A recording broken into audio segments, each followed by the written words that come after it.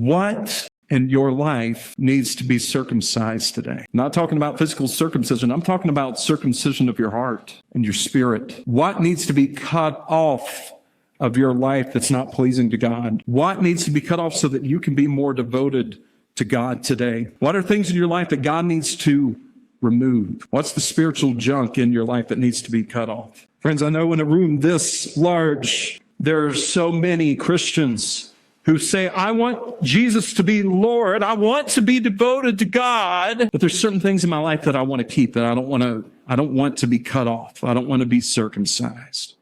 You might say that you love Jesus, but you have no problem living with someone who isn't your spouse and hooking up with them. You might say you love Jesus, that you want to serve him, but you have no problem getting wasted on Friday or Saturday night. You might say that you love Jesus, but you have no problem using substances or alcohol that take you out of your sober mind. You might say you love Jesus, but you have no problem consuming pornography, whether that's visual or written or whatever. Friends, all the things I just said are examples of sin, things that we are told not to do, that are against God's will, against God's law. And all sin is disobedience, is a failure to obey God.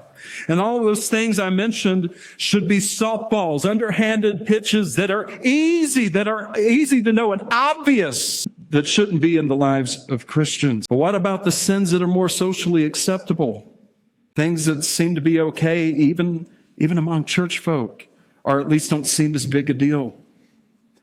Friends, are there things in your life, are there thought patterns, behavior patterns, speech patterns that need to be circumcised today, that God needs to deal with?